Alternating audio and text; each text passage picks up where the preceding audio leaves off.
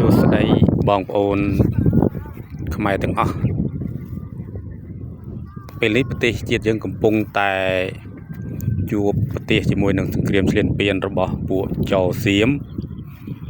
ហើយខ្ញុំសង្កេតឃើញថា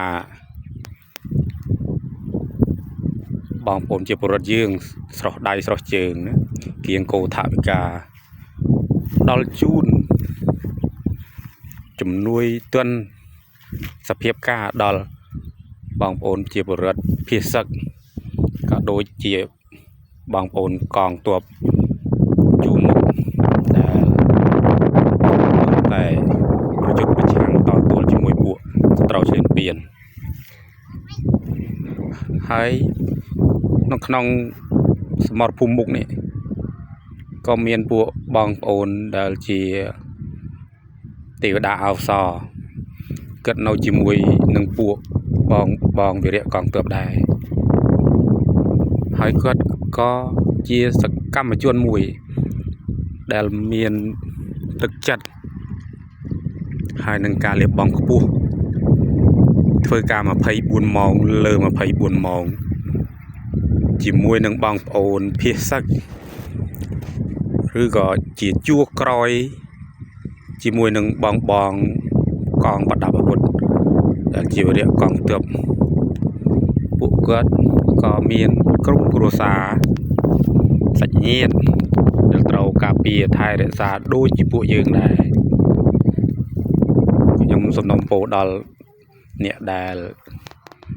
គៀងគោជំនួយបើសិនជាអាចជួយដល់ពួកគាត់ផងអ្វីដែលខ្ញុំសង្កេតឃើញពេលដែលយើងយកអំណោយទៅជូនដល់អ្នកដែលប៉ះពាល់ដូចជាបងប្អូនជនភាគសឹកហ្នឹងគេជូនតែពួកគាត់ប៉ុន្តែពួកក្រុមគ្រូពេទ្យដែលនៅជិបជាមួយនឹង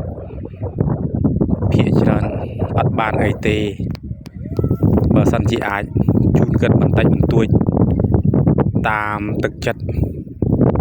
ដើម្បីឲ្យពួកគាត់មានកម្លាំងអ្នកខ្លះគាត់អត់បានផ្ទះទេគឺគាត់នៅប្រចាំការ24ម៉ោងនៅនឹងកន្លែងនឹងតែម្ដងដូច្នេះអ្វីដែលខ្ញុំសង្កេតឃើញគឺអាចជាការឆក់ល្វែងក្នុងការផ្ដល់ជំនួយយើងជួយតែអ្នកដែលយើងគិតថាជនរងគ្រោះផ្ទាល់នឹងប៉ុន្តែក្រុមគ្រូពេទ្យគិតប្រៀបបាននឹងទាហានជួរមុខដែរកងទ័ពទៅដល់ទីណាគឺគាត់ទៅដល់ទីនោះអ្វីដែលអភ័ព្វគាត់គ្មានអាវុធប្រយុទ្ធដោយកងទ័ពទេប៉ុន្តែគ្រាប់កំភ្លើងវាអត់ស្គាល់ថាពេទ្យឬមិនពេទ្យទេហើយពេទ្យមកក្នុងលកឹកណាមួយដែលសត្រូវវាចូលមកដល់ទល់មុខគ្នាគឺគាត់អត់មានអីប្រយុទ្ធជាមួយសត្រូវទេដូច្នេះគ្រោះថ្នាក់ខ្ពស់ដែរចំពោះលោកគ្រូពេទ្យអ្នកគ្រូពេទ្យទាំងឡាយដែលនៅសមរភូមិមុខដោយសារតែគាត់ជាខ្មែរ